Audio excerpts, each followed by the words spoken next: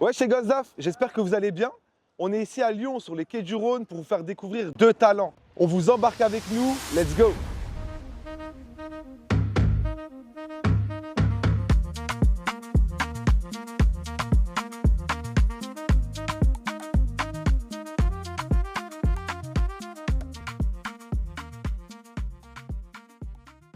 Shaimin, merci de nous recevoir. Merci à vous. Le Ice des Ice, merci pour l'invitation. Avec plaisir. Ça fait super plaisir que tu viennes représenter un peu pour la première vidéo le projet Gosdaf. En tout cas, merci à toi. Comment tu vas? Bah écoute, ça va super. On est dans ma ville et on est actuellement au CCN de Rieux-la-Pape. Je tiens à remercier Monsef, le directeur, de nous avoir accueillis. Quoi de mieux que d'être à la maison? Ouais, magnifique. Franchement, un accueil incroyable de leur part. On les remercie beaucoup, beaucoup du fond du cœur. Est-ce que tu peux nous parler un petit peu de ta discipline, le breakdance? Et toi, tu es vraiment un précurseur du breakdance en France, du moins dans notre entourage. Et on aimerait en savoir plus. Donc déjà, toi, comment t'es venu cette passion pour le breakdance? Dans ma jeunesse, quand j'avais 13 ans, j'ai perdu ma mère. Paix à son âme. Paix à son âme, moi. Je suis parti du coup vivre à Paris, chez ma sœur. Donc ça a été une période un peu compliquée à ce moment-là. Je me cherchais un peu, je savais pas trop ce que je voulais faire. Je faisais de la danse. Enfin, j'avais pas commencé la danse, je faisais du dessin à la base. Et un jour, je me retrouve à regarder une vidéo YouTube et je tombe sur un danseur qui faisait pas du breakdance, qui faisait du popping, qui s'appelait Marquis Scott. Ok. Et j'avais mon frère qui, à l'époque, faisait partie du Pokémon Crew, qui était chez nous et que j'avais demandé, c'est ça que je veux faire, ça je veux l'apprendre, ça j'ai trop envie de faire. Du coup, j'ai commencé par le popping. Après, je suis revenu sur Lyon plus tard, quand je devais avoir 16 ans par là. Et en me baladant en ville, je suis tombé sur un street show de rue. Donc en fait, c'était un groupe de danseurs qui s'appelait Les Indomptables. J'ai sympathisé avec eux. J'ai commencé du coup à faire des shows de rue avec eux et ils m'ont emmené à l'Opéra. À l'Opéra, c'était le lieu de rendez-vous de pas mal de danseurs, mais surtout Cette des fameuse breakers. place à Lyon où il y a pas mal de choses qui se passent au niveau danse. C'est ça, et très grosse histoire avec Pokémon Crew, plein de légendes sont passées. C'était vraiment le lieu de rendez-vous de tous les danseurs. C'est là où j'ai commencé à faire du breakdance. Tout mon groupe faisait du breakdance, du breaking, et à ce moment-là, j'ai envie d'apprendre aussi cette discipline qu'est le breaking. Magnifique. Donc c'est quelque chose qui t'est venu sur une longueur de temps.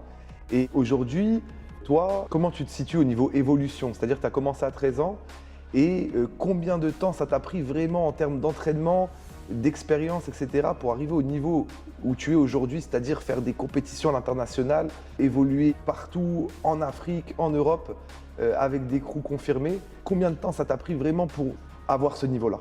Quand j'ai commencé le breakdance, j'avais 16 ans, bientôt 17 ans à ce moment-là. J'étais très déterminé. C'est-à-dire que je m'entraînais quasiment tous les jours. J'allais à l'opéra tous les jours. Je finissais l'école, j'allais à l'opéra. Des fois, je séchais des cours, c'est pas bien, je le sais. J'avais envie de rapidement me développer, donc j'allais vraiment à l'opéra. Quand c'était les vacances, j'y allais de 14h, je repartais, il était 23h. Okay. Et je m'entraînais vraiment de manière très acharnée. Qu'il pleuve, qu'il fasse froid, qu'il fasse chaud, peu importe. Je faisais que m'entraîner. Si l'entourage, parce que du coup j'étais un peu sur le berceau du break, ouais, qui est la ville de Lyon avec toutes ces légendes, le Pokémon Crew, Lilou, Braille. Bien sûr, Lyon au niveau danse, ça a toujours été une référence en France. Hein. Ça a toujours été une référence. Ce que tu es en train de nous dire là pour tous les Gosdaf qui nous suivent, c'est qu'en fait, il n'y a pas de recette miracle. Tout vient par le travail, comme dans chaque discipline en fait. Hein. Finalement, tu as vraiment passé des heures et beaucoup de ton temps en fait à vouloir progresser et aujourd'hui tu récoltes un peu les fruits.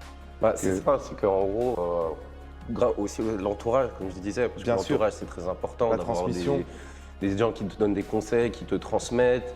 Il y en a plein, il y a les gens même de ma génération, de mon groupe qui m'ont soutenu, qui m'ont aidé. Quand j'étais avec Lunatic Energy, John Top Rock, Taken Crew, enfin, je suis passé par pas mal de teams lyonnaises. Et en l'espace de même pas un an, j'ai commencé à être connu nationalement. En l'espace de 2 ans, j'ai commencé à toucher ma première scène internationale. Ok, donc tout ça s'est fait quand même, une fois que tu étais bien entraîné, tout ça s'est fait de manière quand même assez rapide après par la suite. Ça se fait de manière assez rapide parce qu'en amont, en fait, j'ai bossé tous les jours. Exact. Je me suis beaucoup déplacé. Puis, je suis allé à des battles en coffre. Ok. Parce que je voulais aller faire un battle, donc il n'y a pas de place, c'est pas grave, Absolument, moi, ouais. absolument. Et en fait, c'est en force de détermination qui m'a permis en fait de pouvoir progresser aussi vite et aussi tester, pas avoir peur de l'échec, pas se résumer à une défaite, parce que j'en ai perdu beaucoup des battles à ce moment-là, mais je me suis jamais résigné à me dire ah, c'est pas fait pour moi. Non, je me suis acharné, je me suis toujours relevé malgré les défaites. Bah, en tout cas, bravo à toi. C'est un exemple de détermination et ça va servir, je pense, aux personnes qui nous regardent. Bravo à toi. Dans un second temps aussi, on voulait faire un lien avec l'Afrique. Et là encore, je sais que tu as pas mal d'expérience sur le continent et que tu as pas mal d'actualités aussi qui vont arriver. Donc, je voulais que tu nous parles un peu de ta discipline en Afrique. Je sais que tu as voyagé là-bas. Est-ce que tu peux nous raconter ton voyage? Est-ce que tu peux nous dire aussi qu'est-ce qui se passe en Afrique au niveau du break? Et ce que tu en as tiré toi personnellement, qu'est-ce que ça t'a apporté par la suite en fait? C'est un sujet qui est divers. C'est que grâce à Street Off, Lilou, j'ai pu aller en Afrique 3 voyages. La première fois c'était au Ghana, la deuxième fois j'ai fait Togo-Bénin et Burundi pour la troisième. Désolé, je veux dire que la deuxième c'était Togo et Bénin. Et c'est ça qui m'a permis déjà d'avoir mes premières expériences, c'est grâce à l'association Street Off. L'Afrique c'est incroyable. Quand tu n'es jamais allé, quand tu vas pour la première fois, tu sais jamais à quoi t'attendre. On a un peu ces a priori d'Européens, préjugés et tout ça. Mais c'est incroyable par rapport au breakdance, mais je parle même au niveau de la vie en général. Humainement parlant, c'est enrichissant de fou. Humainement, tu renoues avec l'humanité en fait. Ton côté humain, des fois qu'on oublie dans l'Europe. Il ressort là-bas vraiment. Ah ouais, genre c'était vraiment un truc où t'es un peu à nu avec eux, parce que eux ils te donnent tellement. T'as tellement pas l'habitude en fait de l'accueil, l'amour. Et toi aussi pareil, tu es dans j'imagine, le partage, la transmission, parce que toi quand tu vas là-bas, en fait avec cette association, c'est pour transmettre ton expérience. Du coup, tu es passé un peu de l'autre côté. Tous ces gens qui t'ont donné, maintenant c'est à ton tour de donner et qui plus est, tu le fais aussi en Afrique. Donc ce nouveau rôle pour toi aussi, c'est quelque chose que tu as bien vécu? Est-ce que tu prends du plaisir à le faire? Franchement, le fait de passer ce rôle justement d'enseignant, si je puis dire, de donner mon expertise, c'est incroyable de le faire en Afrique. Parce que les gars, les meufs sont motivés en fait. Mais quand je te dis motivés, c'est que tu as des mecs qui font 72 heures de bus pour venir prendre mon savoir. Incroyable. J'en ai des frissons juste de penser à ces gens-là. C'est des gens qui t'expliquent leur histoire. Bah, en fait, tu redescends de 15 000 étages. Ouais, bien sûr. Tu vois la vie totalement différente. Genre, et je me reconnaissais dans le sens où moi, en fait, j'allais m'entraîner, je faisais 15 heures, qu'il pleuve, peu importe la situation, je faisais que ça. Et en fait, ils ont la même passion que moi.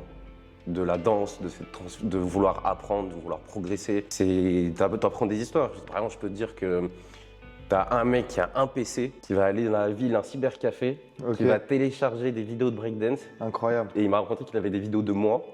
Il revenait du coup au village, à la salle avec tout le monde, et il regardait, et il reproduisait ce que je faisais ou ce que d'autres danseurs faisaient. Et en fait, t'imagines la détermination de ces gens-là, d'être prêts à prendre le bus, de faire 72 heures, de galérer, ils se cotisent entre eux. Enfin, il y a vraiment un truc humain, ils se soutiennent et ils ont envie de s'élever. Il y a vraiment une envie en fait de partager cette passion et derrière les gens te connaissent. Donc au niveau popularité, comme tu disais, en Afrique, tu as quand même des vrais passionnés qui s'intéressent à un sport qui est, je ne sais pas ce que tu en penses, mais qui n'est pas médiatisé comme des sports comme le basket, le foot, etc. Mais il y a quand même cette communauté qui connaît en fait des breakers de France et d'ailleurs. Donc c'est vraiment un microcosme en fait le break. Et je pense, hein, tu vas le confirmer, mais du coup quand toi tu débarques en Afrique, en fait tu es connu. Et derrière les gars… Mais moi je l'imagine pas. Ouais, exact. Moi j'imagine pas que… Et c'est ça qui est fou en fait. Oui, parce qu'on a des grandes figures qui sont forcément connues de partout dans le monde, comme je peux le dire Lilou. Mais moi je m'imaginais pas qu'ils me connaissaient. D'accord. Donc quand ils viennent… C'est vraiment que les gars suivent et qu'ils ont la même passion que toi, etc. Et c'est ça qui est incroyable, c'est que en fait les gars te suivent et tu le sais pas, et en fait tu es une source d'inspiration pour eux. Et en fait, tu visualises ton image et ta manière de danser et en fait comment tu te montres aux gens différemment parce qu'en fait, tu as des gens qui te suivent de l'autre bout d'un village en fait. Exact. Excellent. Et bah du coup, merci en tout cas, merci de nous avoir transmis tout ça. Et en termes d'actualité, pour toi, qu'est-ce qui va arriver là en 2026, même 2027? Sur quel projet tu es, qu'on puisse suivre tes aventures? Bah, les actualités, pour l'instant, c'est la compétition.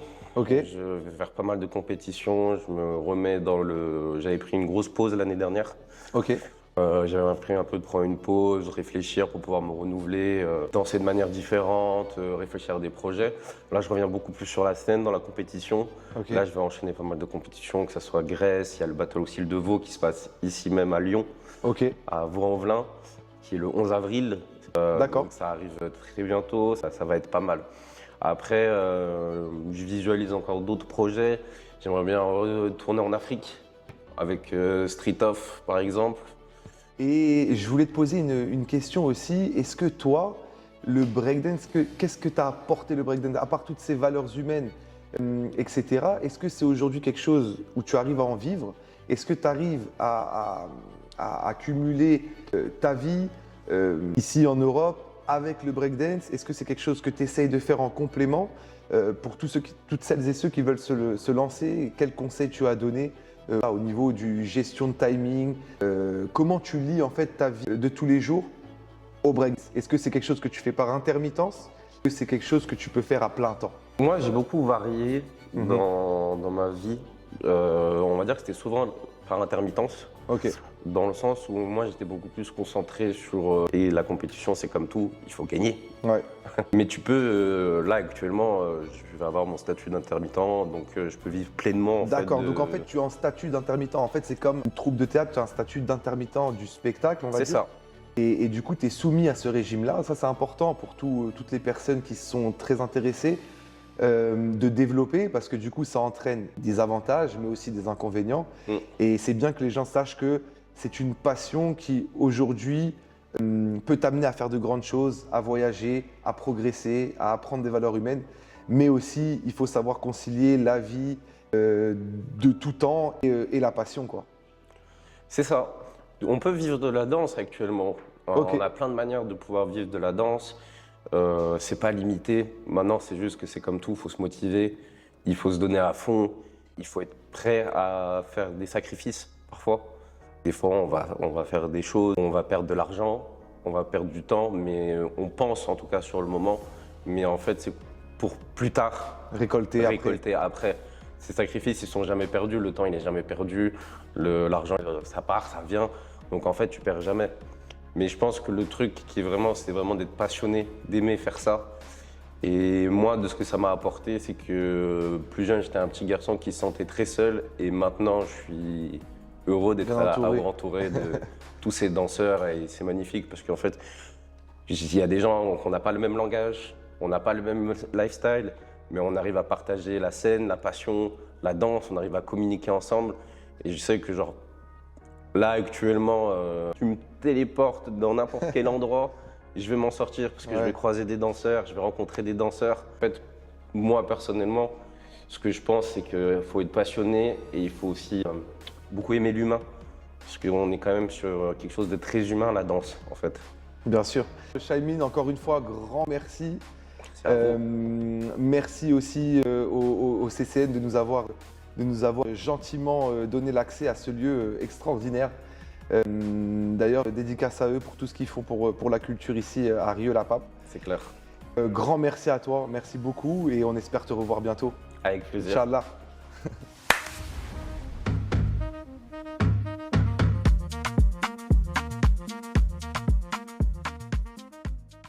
Virgile, Gars, comment tu vas? ça va et toi, tranquillement? J'espère que tu vas bien.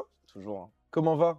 Ça va. La santé, c'est Dieu merci. Tout va bien. Bah, merci en tout cas de nous recevoir ici, à Lyon, à la capitale de Gaulle, hein, Ouais. le 6-9. Ouais. Écoute, on est venu découvrir un peu ton univers pour la chaîne Gosses d'Af. On est venu voir des talents cachés un peu comme toi, là, des gosses d'Afrique qui ont un talent entre les mains, c'est le cas de le dire. Déjà, on voulait que tu nous présentes un peu tout ton univers, ton sport, Ouais. et que tu attires la curiosité des personnes qui nous regardent. Ouais. Qu'est-ce que tu peux nous dire sur ton sport aujourd'hui? Écoute, moi je fais du street workout, donc Ok. calisthenics. Il y a plusieurs noms. Mais voilà, en général on dit street workout. J'ai commencé, j'avais 21 ans à l'époque, donc en 2013. C'est une discipline de rue. En vrai, ça vient de. Ils pratiquaient ça déjà dans la Grèce antique, mais là, on va dire c'est vraiment une discipline de rue. Ça consiste à faire des tractions, des pompes, des squats, des dips, poids de corps. Donc, tu n'as pas besoin de matériel vraiment, comme à la salle. Ok, Tu peux t'entraîner là, tu vois, on peut faire du street workout là. bien On sûr. peut faire sur une séance de pompe, etc. On peut s'accrocher à un arbre, faire des tractions. Donc aujourd'hui, on a de la chance en France. Il y a toujours eu des installations de parcs de santé. Donc du coup, on pratique ça sur les parcs de santé parce que tu as les gyps, tu as les barres à traction, c'est plus simple pour nous. Mais voilà, c'est vraiment une discipline d'extérieur. Et de tout ça a démarré les compétitions, une fédération nationale, etc. D'accord. Et toi, pour revenir un petit peu à toi, Ouais. on sait que tu es une figure un petit peu du workout, en tout cas pour nous et pour moi qui te suis depuis un petit moment. En fait, on voulait savoir comment tu avais. Donc, tu as commencé à 21 ans, Ouais. mais quel cheminement tu as emprunté pour que les gens qui se projettent ou qui ont envie de découvrir ce sport ou même de le pratiquer puissent avoir une idée un peu des entre guillemets sacrifices Ouais. et des choses que tu as mis en place toi pour arriver à ce niveau. Parce qu'aujourd'hui, toi, Virgile, tu es vraiment, comme je disais, une figure du sport. Et ça fait de multiples années que tu as fait beaucoup de compétitions. Est-ce que tu peux nous expliquer tout ce microcosme un peu qu'il y a Ouais. autour du workout? Ouais. Et comment toi, tu as su, avec détermination, te faire cette place aujourd'hui dans ce monde-là? Écoute, moi, quand j'ai commencé, il y a pas mal de gens qui m'ont aidé sur Lyon. Déjà, il y a mon équipe. Les soldats du quai, gros Soldats big up du à quai, eux, Enzo, le R, c'est des Younes, gens tout ça, qu'on connaît voilà, un on a petit peu commencé aussi. ensemble. J'ai un poteau Booba qui m'a vraiment aidé aussi. Donc j'ai vraiment eu un peu un accompagnement de mecs qui avaient à peu près mon âge, mais qui avaient déjà commencé ça depuis 1 an ou 2 ans. Ok, Donc j'ai commencé comme tout le monde, hein, c'est de la muscu. Hein, donc tu commences les tractions, tu fais des pompes, tu galères, mais tu progresses, etc. Comment est venu le côté compétition? On voulait se tester en vrai. Nous, c'était plus un kiff. Donc les premières compétitions à l'époque se faisaient sur Paris, en France. sur Paris, Voilà, ok. sur Paris. Donc on est allé à Paris, on s'est un peu C'était pas testé. démocratisé dans toute la Non, France à cette époque-là? c'était pas démocratisé. On va dire aux States, ils avaient déjà un peu ce côté qui était pas mal avec Hannibal Forking. Ok, Il y avait Zef, Juice et tout, des grandes figures, vraiment des légendes du street workout qui ont commencé, qui eux, ils faisaient vraiment du freestyle même à l'ancienne et tout. Il n'y avait pas les freestyles encore où on tournait autour des barres et tout. C'était vraiment du freestyle traction. Tu sais, d'accord. les trucs Traditionnel, on va escaliers, dire un peu. traditionnels. Donc aux States, c'était pas mal développé. Mais ici en France, c'était vraiment tout nouveau. Et donc les premières compétitions se faisaient à Paris. Donc nous, avec Hughes, Dax et Coco à l'époque, on est parti en compétition sur Paris. Un peu se tester, voir aussi, découvrir aussi les autres qui faisaient ça sur Paris, s'entraider aussi, etc. Prendre des tips, comme on dit. Et puis on a commencé comme ça. Et après, nous, on a commencé à l'époque où il y avait des gens qui voulaient fédérer ça, structurer ça. Ok, Donc ils ont réussi à créer une fédération nationale, agréée, etc. Et puis on a commencé à faire des compètes. On a commencé à se prêter au jeu. Et puis moi, j'ai fait mon petit bout de chemin. J'ai gagné mon championnat de France. J'ai fait des compètes en Italie. excellent. On a affaire à un champion de France ici, mesdames et messieurs, Ouais, quand même. Hein. Faut ancien, le dire. ancien. Il y a un ancien championnat de France, en effet. C'est vrai. Tu as quel âge maintenant aujourd'hui, Moi, j'ai Virgile? 33 C'est 33 ans. Ouais. Ça fait donc du coup plus d'une dizaine d'années que tu fais du workout. Ouais, ça fait 12 ans. Et aujourd'hui, toi, tu te situes où dans ce sport? Je sais que tu le pratiques toujours. Ouais, bien sûr, toujours. Mais quelle serait ton actualité? Est-ce que tu vas continuer à faire de la compétition? Est-ce qu'on peut Ouais. te suivre sur les réseaux sociaux pour voir ce que tu vas amener ta pierre à l'édifice? Est-ce que tu es plus dans la transmission maintenant Ouais. aujourd'hui ou est-ce que tu es encore en mode compète? Alors j'ai transmis un peu le truc. Ouais, Donc j'ai transmis ça à une fille qui est devenue championne de France pour la première fois D'accord. il y a maintenant 3 ans. J'ai transmis aussi à des petits jeunes de Lyon, tu vois. J'ai stoppé la compétition l'année dernière d'accord. pour des raisons personnelles. Je sais pas si je vais reprendre parce que je suis plus autant hypé que quand j'avais 23 ans. J'ai plus la même vie. J'ai des D'accord. priorités dans ma vie, donc ce qui fait que je sais pas si je vais vraiment continuer à faire de la compétition. En tout cas, je continue à m'entraîner beaucoup parce que j'ai toujours des objectifs que j'ai pas atteints D'accord. dans ce sport. Ok. Donc tant que je les aurai pas atteints, je vais continuer. Moi, c'est ma mentalité. Hein. Je vais jusqu'au bout des choses. Voilà, même champion de France, Voilà. on a encore des objectifs On à atteindre continue, et on lâche pas. C'est Même pour te dire la vérité, le championnat de France, c'était pas tellement un objectif en soi d'être D'accord. champion de France, tu vois. Ok. C'était vraiment, moi, mon objectif, ça a toujours été de performer dedans, mais d'atteindre des trucs que je me suis fixé à moi-même. des objectifs Voilà, j'en sais rien, personnels. faire un squat à 200 kilos, par exemple, tu vois. D'accord. Ça a toujours été mes objectifs. Être champion de France, c'était pas vraiment un objectif. C'est-à-dire que j'y suis allé, j'ai gagné, j'étais bien, ça a mis à l'honneur les soldats du quai, ça a mis à l'honneur un peu la ville lyonnaise aussi, même si on était déjà un peu à l'honneur, tu vois. Mais D'accord. c'était pas vraiment un objectif. On va dire ça s'est plus concrétisé sans même que j'y prête attention. D'accord. Tu vois, genre le jour où j'ai gagné, je me suis dit, ah putain, je suis champion de France. Mais Ok. pour moi, c'était pas un truc de fou. Tu Ça vois. s'est fait naturellement, Ça un s'est peu fait naturellement. comme C'est ça, ça. quoi. Donc là, j'ai mes objectifs personnels à remplir.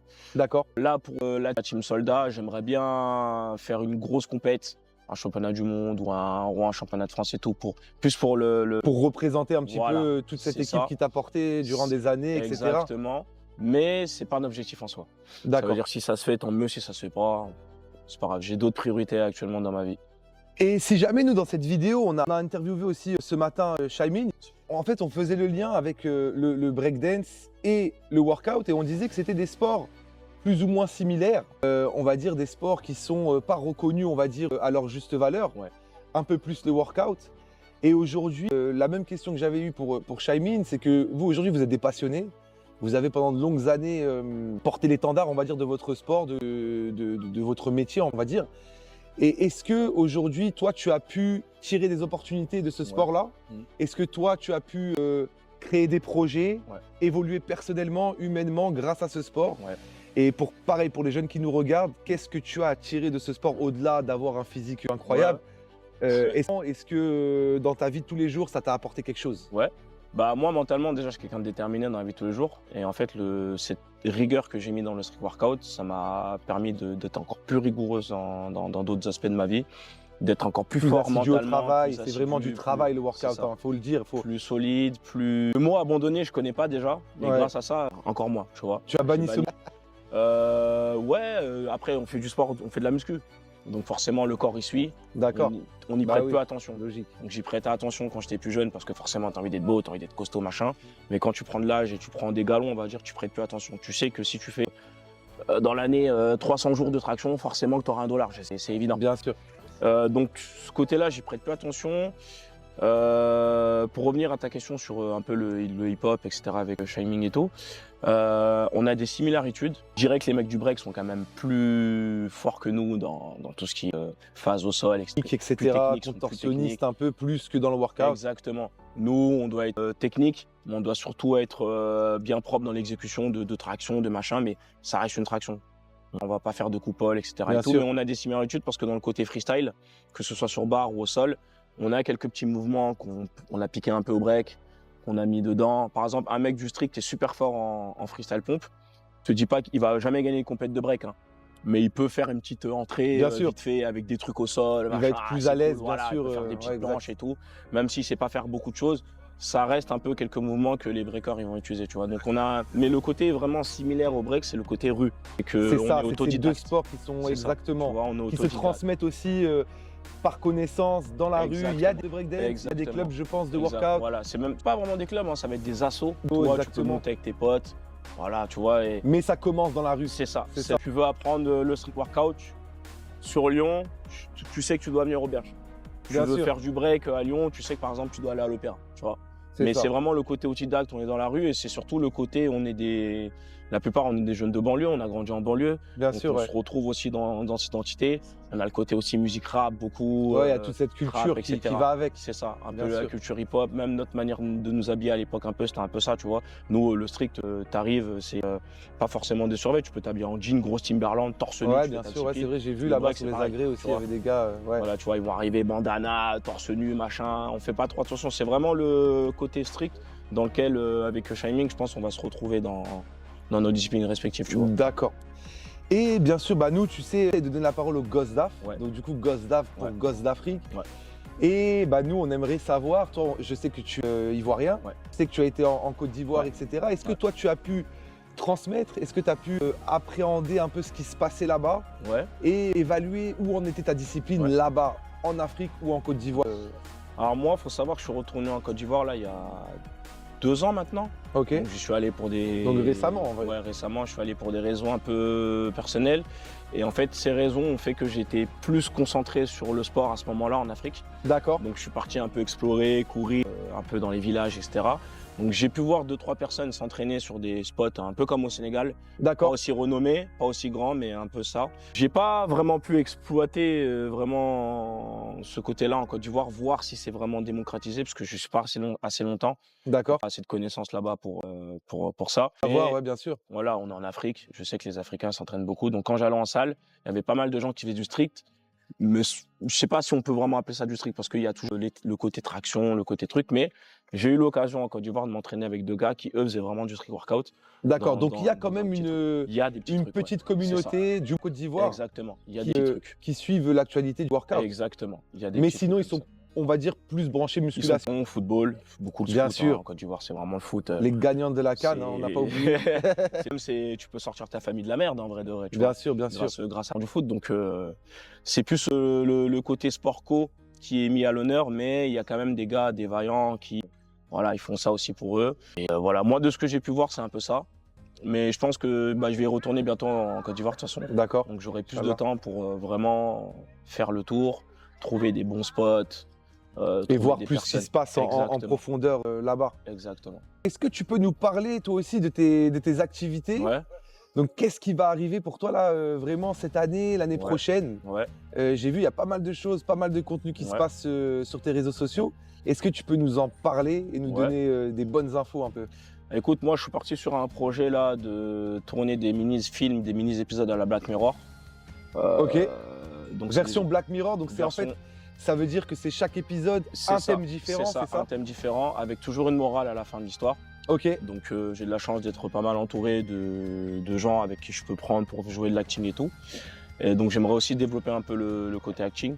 Pourquoi pas jouer dans une série, dans des ok, films, donc ce etc. serait vraiment des choses jouées C'est ça. avec des jeux de rôle, C'est ça. avec etc. des Donc c'est vrais un trucs. univers en fait qui est nouveau pour toi parce que j'ai vu que tu réagissais beaucoup Ouais. sur tes réseaux sociaux. Ouais, j'avais commencé un peu à l'époque, mais tu sais, quand j'étais plus jeune, tu sais, moi, je voulais pas me prendre la tête, tu vois. D'accord. J'avais mon taf, j'avais le strict, j'avais mes gars. et T'étais vas-y. concentré, T'as t'étais focus capté sur autre chose. C'est Ouais, ça. ouais, bien sûr. On Et peut pas être là, partout. C'est ça, on peut pas être partout, mais j'ai toujours eu un peu ce petit truc où je vais pas dire que je suis. T'as je suis toujours aimé ça, on va dire. Voilà, j'ai toujours aimé le cinéma, j'ai toujours aimé jouer, et j'ai une facilité devant la caméra, tu vois. Excellent. Et même envers les gens, j'ai pas de honte. J'ai envie de je te vois dans la rue, je te connais pas, mais je dois te demander un mouchoir, je vais venir te voir. D'accord. Tu vois, j'ai pas à avoir d'a priori sur ouais, est-ce que je peux lui parler, est-ce que j'ai pas de honte. Et ça, c'est dû à mon métier de social à l'époque. Ok. Où vraiment, j'ai développé ce côté-là. Donc, j'ai une facilité à jouer, je me dis pourquoi pas. J'ai envie de parler de certaines choses aussi avec les réseaux sociaux qui sont importantes, je trouve. Quand t'as un peu de réseau quand t'as un peu de follow et de gens qui te suivent sur les réseaux, je trouve que c'est bien de parler de choses Intéressant. Des intéressantes. choses qui Voilà. parlent, C'est ça. qui aiguillent aussi Exactement. les générations à venir, etc. Exactement.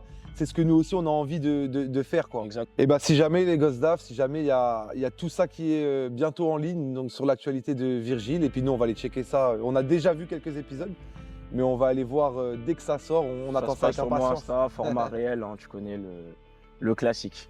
Et bah avec grand Voilà. plaisir, Virgile. Merci beaucoup à toi encore Merci une fois, beaucoup, frérot. et à bientôt. À bientôt. Yes.